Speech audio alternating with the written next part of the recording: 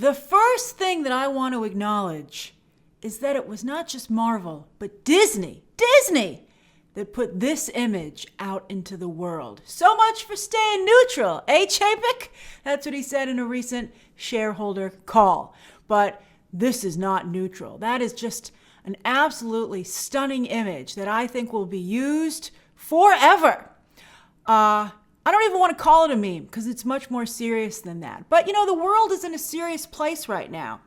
I think the fact that while we had the live watch along, a number of you identified with Karli and felt that she was the hero despite her tactics.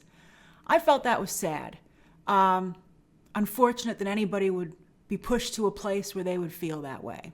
But I think that this show, it's important that it's acknowledging that.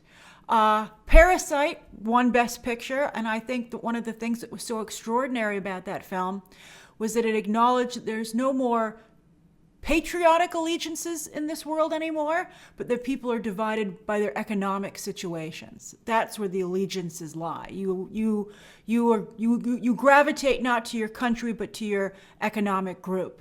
And I think there are shades of that here. I also think this show is making a very strong case, very subtly and very slowly, but very strongly, that Sam Wilson is the ideal Captain America, which we will discuss as we go through today's episode. But before we get to the breakdown, I think I want to pose to you the obvious question of the day, and that's, would you take the super soldier serum? I would take it.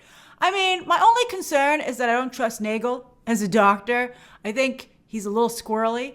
Does the serum make you crazy? Could they argue that? Will the show take that cop out and be like, oh, Karli and John couldn't help themselves. It was Nagel all along. I'll be curious. I don't think they're going to do that, but we should keep an eye out for that.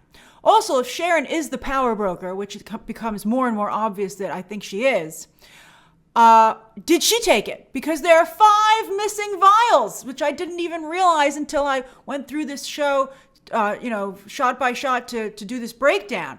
There are 5 missing. There are 5 vials still out there. So maybe 4 if Sharon again took one.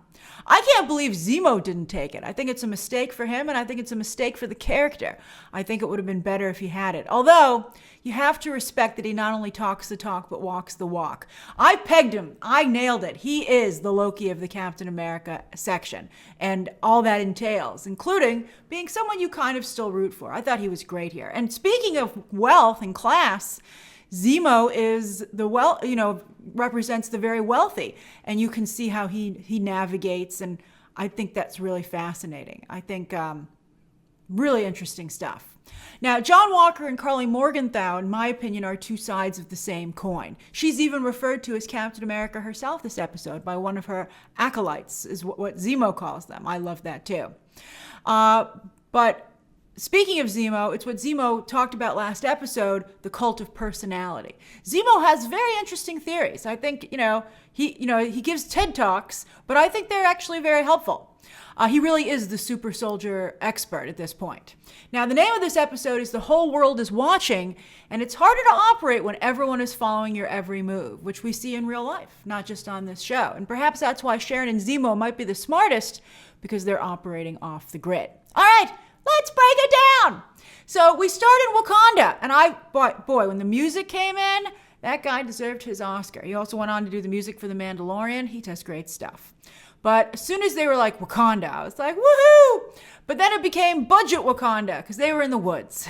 They're like, this show, they're always fighting in abandoned buildings. That's very smart because they can therefore spend all their money on the VFX team to sell these superhero fights or super soldier serum fights. Because I don't think there are any heroes really on this show. I think except Sam. So they're in the woods in Wakanda, and Florence Kasumba radiates. She's so gorgeous. And she's like, they're going to test to see if the deprogramming worked. And she's like, don't worry, I won't let you hurt anybody. Because, he's obviously very concerned. Last time he was let loose, he beat up all his pals in Civil War. So she says the words, she says the code. And the whole time, they really make it seem like they're purging it from his system, right? They have all these flashbacks to Sebastian Stan in the former movies. This was one of my favorite shots. I thought that was just fantastic. His face is so haunted. And he's just so scared that he's going to, be activated. And Sebastian Stan did a great job here. He's even got the single tear rolling down his cheek. I love it. And then it doesn't work. It doesn't work. And Ayo says, you're free. And the look on his face when he looks up at her, it's just so moving. And he just can't help but smile. Although I have to say, based on the way this episode goes, and I think she also discovers this, he's not totally free. There's still some Winter Soldier, I think, in there. But that's just great. I mean, this is very much, I told you that this show is about the gray area between, absolute good and absolute evil. But I think Florence Kasumba and the Dora Milaje are more towards the absolute good side. So it's interesting to see traditional heroes have to mix it up with these characters who are, in the gray zone. That's why that upcoming movie that stars Chris Evans is called The Gray Man. Maybe that also is dealing with the same thing now that I think about it. The Chris Evans, Ryan Gosling, Russo brothers movie that's coming up for Netflix. I wonder. Very interesting. But anyway, she's like, I can't believe you freed Zemo. And I think that they did a good job explaining her motivations. Because she's like, hey, look, our king trusted me to protect him, and I failed. And you're helping his murderer. That's pretty bad. So anyway, he's like, I need him. He's a means to an end. And she says, okay, you have 8 hours. And I was so disappointed when she walked away. I was like, you're not joining this team? Or, Sharon left, you're leaving? We need a woman in residence, for Pete's sake. Although the Dora Milaje, thank goodness, showed up later in the episode and did not disappoint. But so she storms off with, very cool, very cool. Florence Kasumba sells the superhero walk. But again, she says, you have 8 hours, and then we're collecting Zemo whether or not you're done. So back in Zemo's pad, he just took a shower. He looks great. This is a great location. But again, a very affordable one. So they're in here. It's like, I'd be like, Zemo, do you own this place? And he's like, no, it's an Airbnb. I hope they, have a good deposit because they really messed it up. And then I love that Zemo says, it was sweet of you to defend me. And Sam's like, defend you against what? You definitely killed Nagel. And then Zemo, in true Zemo fashion, which I thought was fantastic, he's like, did I? Like, I'd like to see you prove it. And I thought that was fantastic. I didn't even see it coming, but it was just perfect Zemo behavior. But then this moral quandary is interrupted by Bucky checking Apple News to learn of that attack on that GRC post. And the report is that 11 were injured and 3 were killed. And that the Flag Smashers have demands, and if they're not met, they'll have more attacks, which sounds a lot like terrorists to me. I don't care what Karli puts in the brochure. So Zemo's like, but Sam tries to defend her. He's like, I want to talk to her. I want to talk her down. And Zemo's like, she is on a path that, you have to understand that. And Zemo's looking very sexy there. He's got his robe open there a little bit. I can't quite tell what that is on his necklace. I love Daniel Bruhl. He's so fantastic. But he has really good comments here. And he says, this is the warped aspiration that led to Nazis, Ultron. So that's a shot at Tony Stark. And then also the Avengers. I mean, that cuts deep. I mean, you can see the sliding, slippery slope. Are they all on the same scale? And he says, anyone who takes the super soldier serum is on a path to supremacy. But Bucky says, hey, Steve was never corrupted. And here's what's interesting to me. Zemo says, touche, but there's never been another Steve Rogers. And Sam's like, that kind of cuts Sam a little bit. But what I thought was interesting is that, can you really say that about Steve? Was Steve totally uncorrupted? I don't think that's totally true, because what was Civil War about? That was Steve not wanting any accountability for his actions, wanting to be able to move through the world and do whatever he saw was fit with his group, which is just what Karli's doing to some degree. So it's really complex, and again shows that even Steve Rogers was in the gray zone a little bit there towards the end. I think that's really, really fascinating. But then Zemo's like, let me get some candy. Because, Sam tells the story of his aunt, his Titi, and he's like, well, she was so respected in our community. They had a very big funeral for her. So maybe there's one for this woman that was important to Karli's community. So they're like, okay, let's go find stuff out. And Zemo says, your aunt would be proud of you. And he takes out this gorgeous candy dish, and it's Turkish Delight, And as I said in the live stream, I've never had Turkish Delight, but I do remember it from Narnia as well. I believe Tilda Swinton, speaking of the MCU, also used that as bait to a child. So this Turkish Delight must be delicious. All right, but before we see who he's going to give it away to, we see that the Flag Smashers are camped out in another gorgeous abandoned location, which is probably very inexpensive for the production.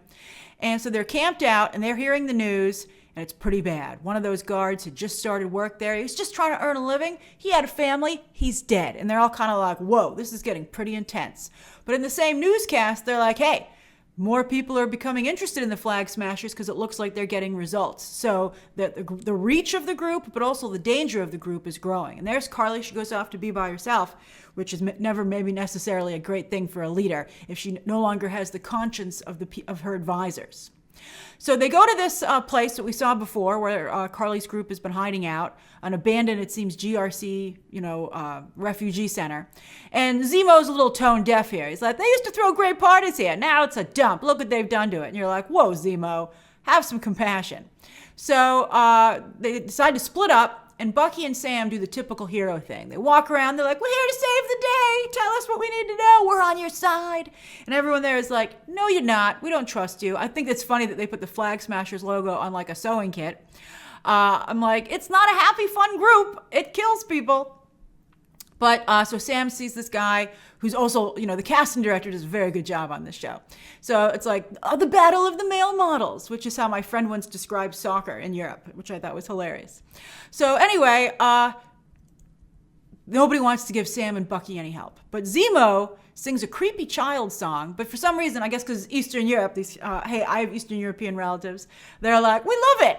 So he speaks their language, and their language is candy.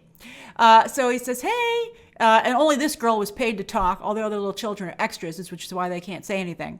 But anyway, he's like, hey, want some candy? And he's like, and I thought it was very smart. Instead of saying, hey, I'm looking for Donya, he says, hey, I'm a friend of Donya's. I would like to pay my respects. Do you know what a funeral is? You know what? I don't know if that child fell for it or she's like, whatever, I would like some candy. So she tells him what he needs to know. And I thought that was great. And he's like, don't tell those other men, because he wants the leverage over them.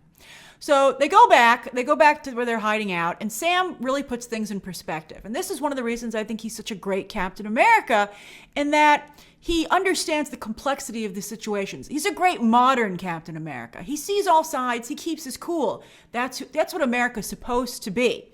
That's the ideal that America would like to be, right? Like, hey, we'll settle things if we need to, but we're on everyone's side. I mean, I think that's what, again, would be the ideal scenario. And that's what I think Sam is doing. And he explains to Bucky, he says, hey, during the blip, there were so few people around, there are no more refugees. Everyone was welcome everywhere.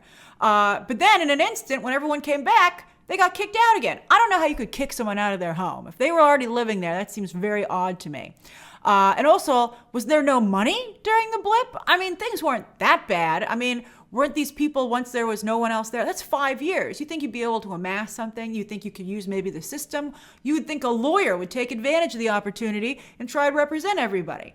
Didn't they have any elections during the 5 years? Didn't these people get representatives? It doesn't totally make sense to me. I mean, it didn't go all Mad Max Fury Road or anything like that. But anyway, Sam says that he and his sister's situation, is similar, and that, that makes him open to what Karli is preaching. But he, of course, has a problem with her methods. I think that the situation, we'll talk about it a little bit more when Sam's sister shows up.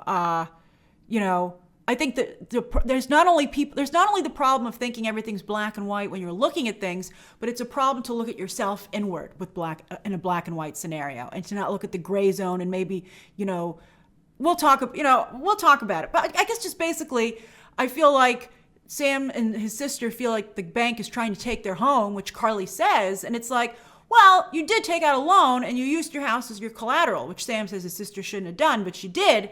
And so it's more complex than, the bank, you were just sitting there minding your own business. And sometimes that does happen, and that would be a very different conversation. But that's not what's going on with Sam and his sister. All right. So anyway,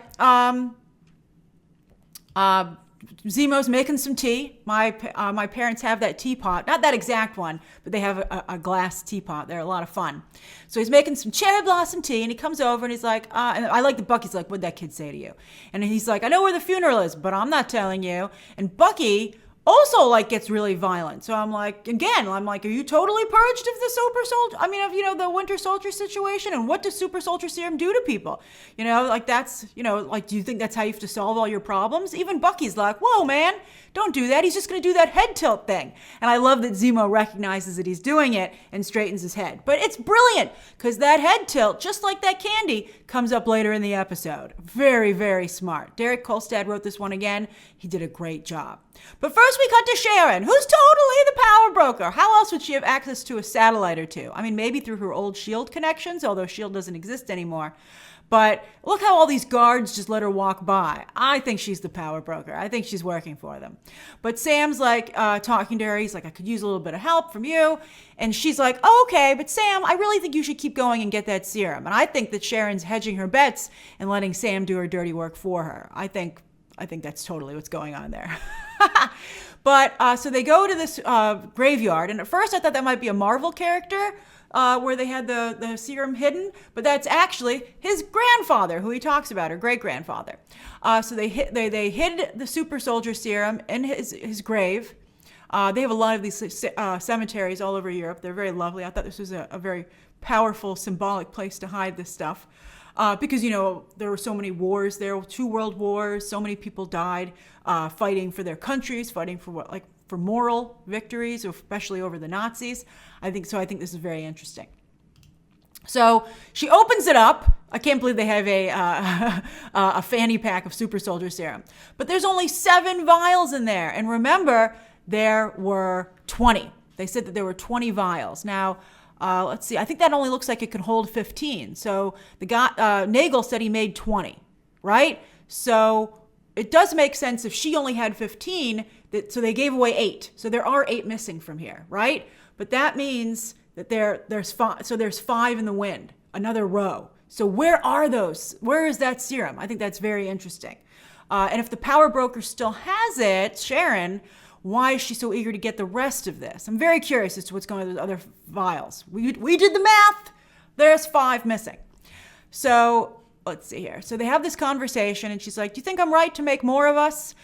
Which is like not great talk either, right? And this guy says, my grandfather was a World War II resistance fighter, and he says if it makes you scared, it's probably the right thing to do. I'd be like, I don't know if that's always true. Sometimes, your conscience is screaming at you that this is a really big mistake. So, and then he says, you're like Cap, but you're the Cap that's like us. And you realize that today's heroes don't have the luxury of keeping their hands clean. And I'm like, this is all very bad. I don't like the way this is going. This is a bad direction. You guys are making some mistakes. And then they're like, we're going to outlive that shield. That shield should be destroyed. But they are the flag smashers, so they hate all flags, even in shield shape. But I feel, every time someone says something bad about the shield, I feel what Bucky feels. It's just so disrespectful to what Steve accomplished and did. I mean, it's who's carrying the shield, not the shield itself, for Pete's sake. And I don't agree with everything that they said about the shield representing. I don't think that's totally true.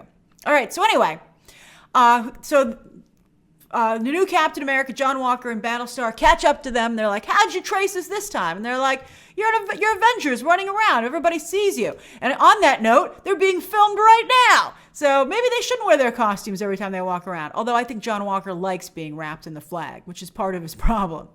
So they're like, all right, we're all going to work together. We're just going to take care of this. And while they're deciding what to do, Sam's like, let me talk to her first. I have a background in counseling. And I'm like, another reason you'd be an interesting and very good modern Captain America.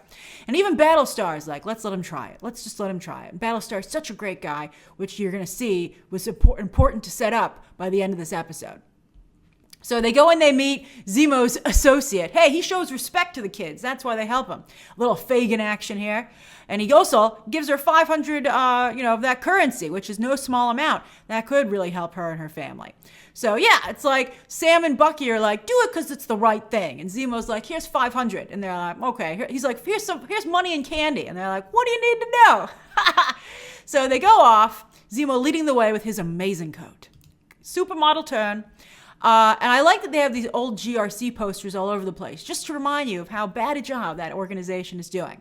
So the funeral is inside. What do you know? Another abandoned building, another affordable location. So they handcuff Zemo to this giant furnace or whatever, and I like that Zemo's like, I understand. And of course Zemo doesn't care because he gets out of it, as you see. And they say, and another ultimatum. This time John Walker gives it, and he says, you have 10 minutes. So Sam's like, okay. So he goes in, they have this funeral, and she's giving this talk about how it was the worst thing you can feel is alone. And I think, that's kind of true. You think about countries and you think, oh, well, if I'm in another country and I get in trouble and, I have to go to the embassy, they'll be there for me, for my country. But then you think for some individuals, they might not feel that's the case. And that's pretty powerful. And again, as I said, pretty sad. So Sam's listening to her little speech. And as she talks, you can see that John Walker's looking down at his shield, and it's, heavy as the arm that carries the shield, especially if it doesn't have super soldier serum. So he's really feeling the pressure of having to live up to be Captain America. And Zemo's watching him, and he's like, that guy's nuts. It's great. I'm going to use it to my advantage. So Bucky's like, you said you give him 10 minutes. And John Walker's like, that's your partner in there. You're going to really and that's also good, setting up, because what happens to John Walker's own partner at the end of the episode. He's like, are you really going to let him be in danger? So while they're talking, Sam does a pretty good job of showing Karli who she's actually become. Because she's like, I wouldn't hesitate to kill those people again because they were just roadblocks. And he's like, oh, I didn't say it, you did. And she's like, you tricked me. And he's like, did I? And I thought that was great. I thought that was really, really good. And I think he almost was there. I don't think he should have said he came alone. I think he should have said, I told him to hold back because I'd like to talk to you. Because he knew they were going to show up eventually. No, you can't talk anyone down in 10 minutes. I mean, she was going to find out there were other people there. So I think that he handled that not so great in that regard. But otherwise, I thought he did a very nice job. And then she talks about, you're taking your home. Why are you not helping me? And then, again, as I said, to be fair, the loans are due. So it's a bad situation. Could the bank be doing more to help them? Of course they could. But I don't think, again, it's as black and white as, Karli might try and say that it is. So I took this shot in particular because I really liked the form here. I thought that was so impressive. I don't know if that's Sebastian Stan or a stunt double, but it is amazing. And it just shows the decades of experience that Bucky has using the super soldier serum. I mean, Karli's learning fast, but I just thought that was really impressive. So they go to chase after Karli, and Zemo, just like at the other place, he has his own agenda. So they lose her. They're like, it's a maze here. But of course, Zemo finds her. He's so good. And he opens fire, and she drops all of the super soldier serum. I don't know why she took it to the funeral. I thought that was ridiculous. It was very, very sloppy. And Zemo is like, whoa, is this what I think it is? And I thought he was going to take it. But then, true to form, he steps up literally and steps on the super soldier serum. And I thought this shot was very cool, the way they did this, to have you see it breaking. And look at that blue goo. I thought that was really great. But then John Walker shows up and he knocks Zemo out. And he's like, ooh, look at this. And Zemo missed one. I thought that was great. And then look, this is so important. He does the head tilt. I don't think head tilts are evil, but I guess on this show they are. So if anyone tilts their head, you watch out. So he pockets the super soldier serum and he's like, let me think about this. And then these guys show up and they're like, did we miss anything? And John Walker, he's like, are you a god? And John Walker, gives the right answer. So Karli is, she was shot, but she's healing pretty fast. And she talks to her group. And she says some pretty bad stuff here, too. She's like, I thought we'd been chosen. I mean, this is all right out of the playbook of what Zemo's talking about supremacy and feeling that you're a better group. And I think, that's really important stuff. So they say they're like, we can't fight two wars. And interestingly, the Flag Smashers have both the good guys and the bad guys after them. They have Sam and Bucky, but they also have the power broker, which is actually Sharon, I think. But it's interesting. I'm like, you've upset everybody. That should maybe give you an idea of the mistakes that you're making. And they now have no serum to negotiate with the power broker anymore. I wonder if they know that there are still 5 vials in the wind. So Karli Morgenthau's like, we're going to separate them. We're going to separate the groups and then, the good guys, and then we're going to kill Captain America. And in a way she does, but I think even far more effectively than if she'd actually killed him, because she kills the idea of Captain America. But she totally does it by accident. And she actually almost does try to kill Captain America. I didn't even notice that until I was breaking this down. I'll show you the moment, but she was going to kill him. That's incredible. So they go back here. I love this shot of, so Sam gives Sharon a note, and he's like, keep your eye on Walker, because that's going to come into play in just a moment. But I love this shot of Zemo with the washcloth on his face and enjoying a drink. I think that's great. He's decompressing. And he says, hey, Sam, would you take the super soldier serum if it had been offered to you? And Sam says, no, without hesitation. Although I wonder if he'll change his mind by the end of this show. I think he needs it, quite frankly. I'm like, I don't know how you can be an effective Captain America without it. Sorry to say. That's the job. But Zemo says, I know that you care about Karli, but you can't allow her and her acolytes to become another faction of gods amongst real people. I love that. And I think to some degree you could look at the Avengers and say the same thing. Again, like with the Civil War issue. That's why, they have to be answerable to someone, to humans. I mean, it makes Zemo a Lex Luthor parallel, that he's really on the side of humanity. And he says super soldiers cannot be allowed to exist. And then Sam shoots back, what about Bucky? And he says, blood isn't always the solution. And I'm like, you are a great Captain America candidate, Sam. You should have kept the shield. That's Sam. Steve did pick the right guy. I love that. I wish that maybe he'd taken a moment to explain it to Sam. All right. So John Walker shows up and he's like, give me Zemo. And I love that. This is another great line that Derek Kolstad wrote. He says, for Sam to say, shield or no shield, the only thing you're running in here is your mouth. Like, you're not in charge. And I thought that was great. And then the Dora Milaje show up, and they really, I think they look great. And they do such a cool job. And they show up. And then Captain America is so condescending. Wow. He's like, we put down the pointy sticks. It's just so disrespectful.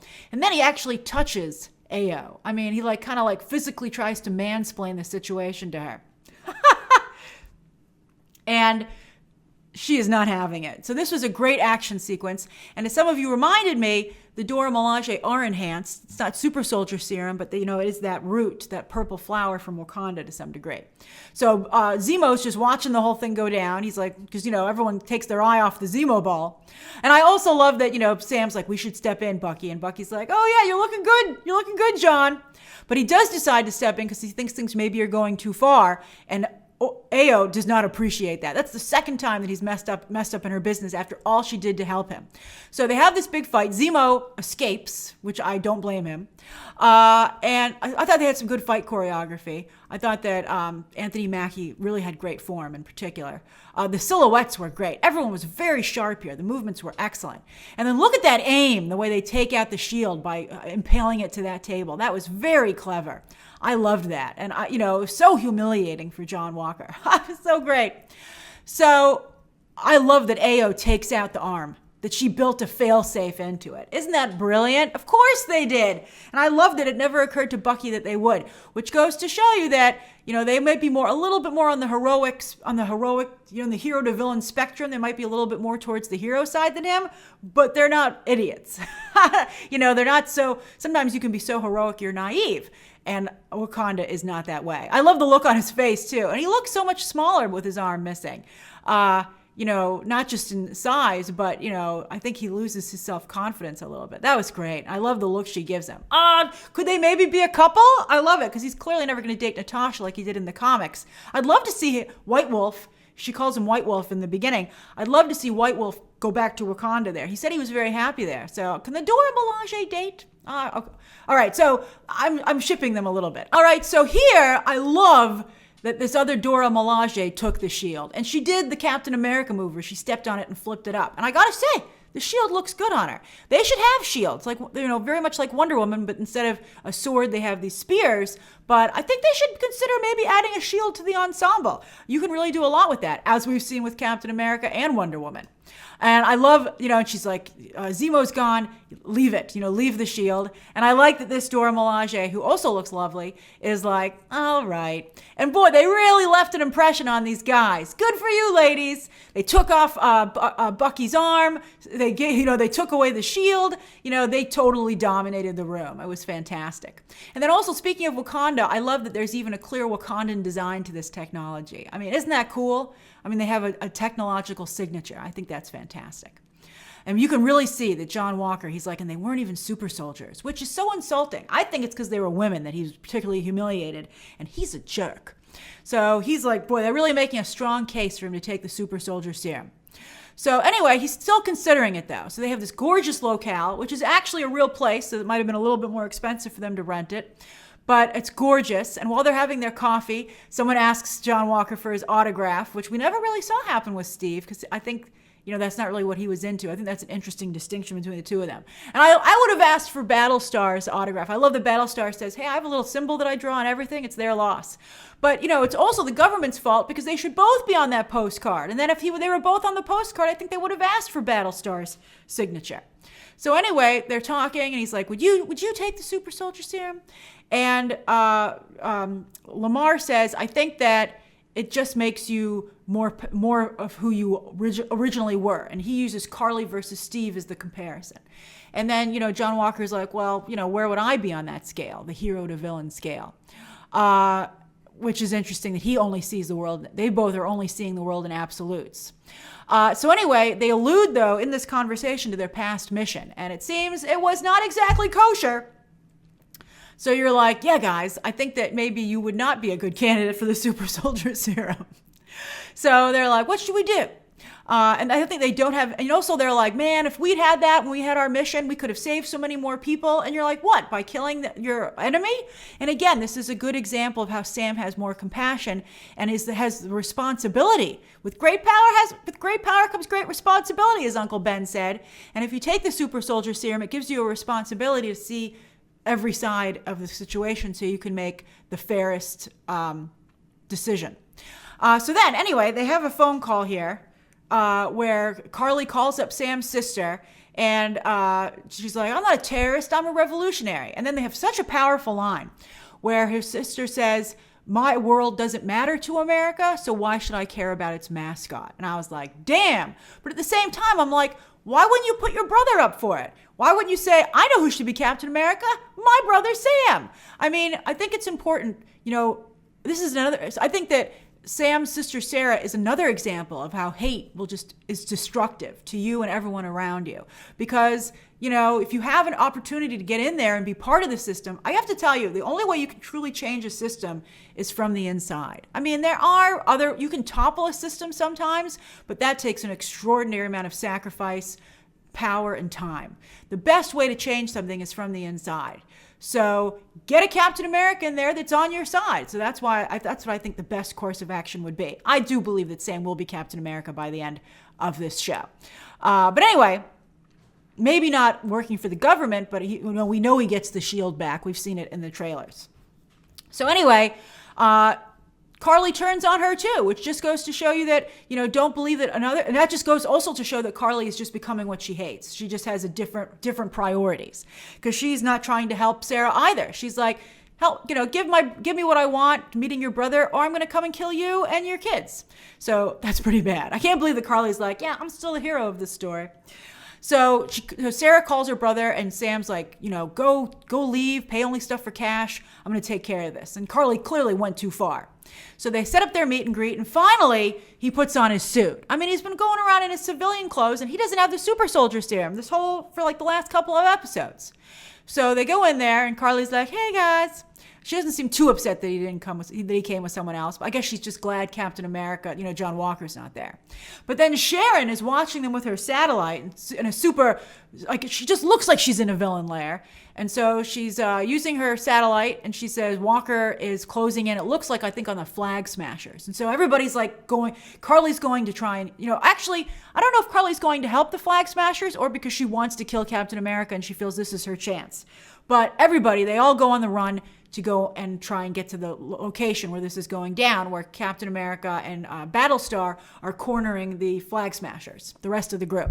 Now, I love the way they come through this door because it reminds me of that famous shot in Captain America First Avenger when, Cap was very much a weapon of the U.S. government. And he also became tired of that, which also played into Civil War. So, interesting stuff.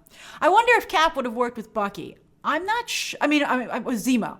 Because he really, now I made a mistake in saying Bucky, but that was very controversial that he wanted to work with Bucky, who at that point was still very dangerous and had a really, bad reputation.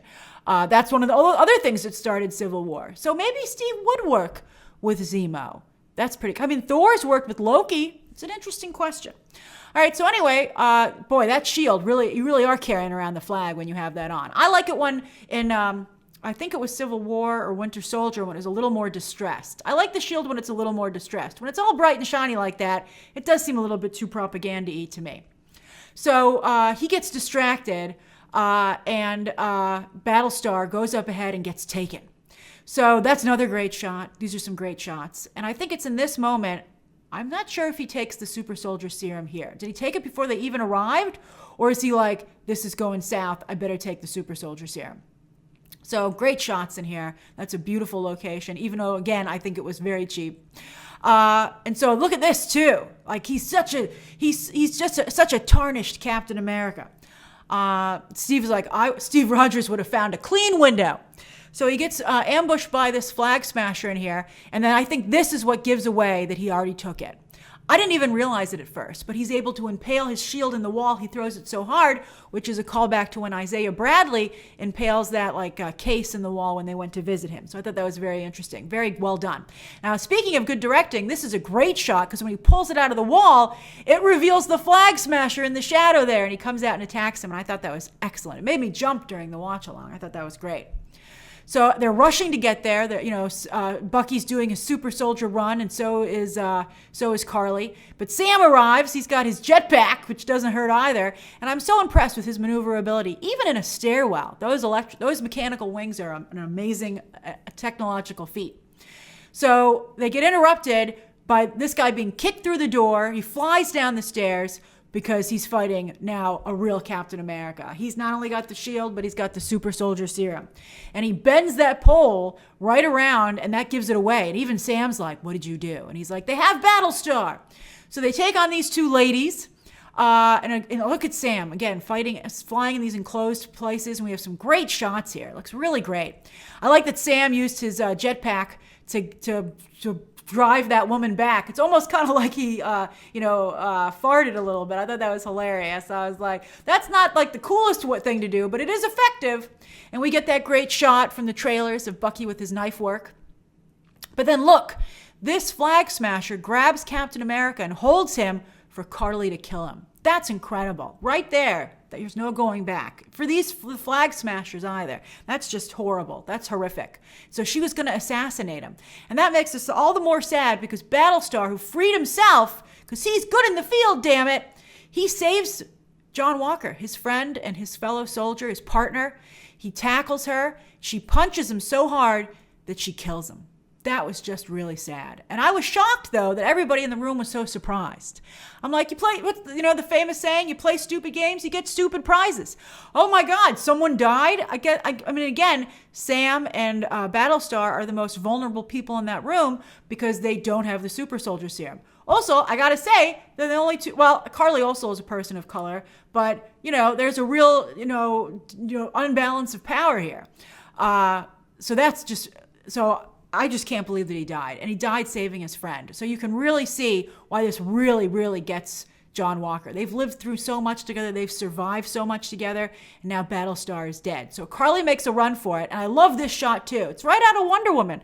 The first Wonder Woman, using the shield to go out the window. And then he does the superhero landing. So you think that maybe he is going to step up, right? And so he goes to chase after this guy. And they really drive it home. They're like, here, don't forget, here's Battlestar's dead body, just to show you what's at stake here and what John Walker's going through emotionally. So he chases this guy in the public area. And that really is, again, like these factions of gods fighting it out amongst, it's so dangerous for regular people. So they fight out in public, and it's just so bad. He uses the shield. He's literally killing this man with the flag. They're like, the U.S. government's like, maybe we shouldn't have put the flag on that shield, okay? And this is just shot so well. And, John Walker just loses it. Because thankfully, obviously it would have been better, but thankfully for John Walker, when he did all that shady stuff on that mission, there were no witnesses. But there are a lot of witnesses here now, and this is a great callback to the title of the episode, The Whole World is Watching. So everybody's filming it, and I think this is very important, with what's happening now with people filming police brutality. It is important for people, you shouldn't be able to get away with things because nobody saw it. So he kills that guy who didn't even, I don't know. This guy did hold him back to be killed by Karli. But unless it's a you or them situation, you should apprehend your adversaries. And I was disappointed to see that some of you were like, yeah, Karli should kill John Walker. You should never, it's a slippery slope to feel that you should just kill someone because you don't agree with their ideology. You should apprehend them and put them in prison, but someone might not agree with your ideology, so you wouldn't want them to come to that conclusion for how to deal with you. So be really careful about that, please. So anyway, he just stands over his dead body and everyone's like, oh man. And then they show up and they're like, this is bad. And then Karli's like, this is bad. But again, she assassinated the image of Captain America, which is perhaps the most important. And then there's that incredible shot of the blood on the shield. It's just amazing. Really, really strong. And again, I just can't believe that Marvel Disney put that out there. But it's powerful stuff, and the episode was very, very strong. Very complex stuff. So what do you think? Who are you rooting for? And again, would you take that super soldier serum? And who do you most align with? I feel I'm a little bit I'm not sure. I think I'm in the Bucky, Zemo, Sam group. I think that's the group I like. Those three guys are good. All these other people are messing it up. Although I do love the Dora Milaje. They're phenomenal. I would like to get a woman on this team all the time. That would be nice. All right. Share your thoughts down below. Subscribe today. And of course, as always, you can check out some more videos right now.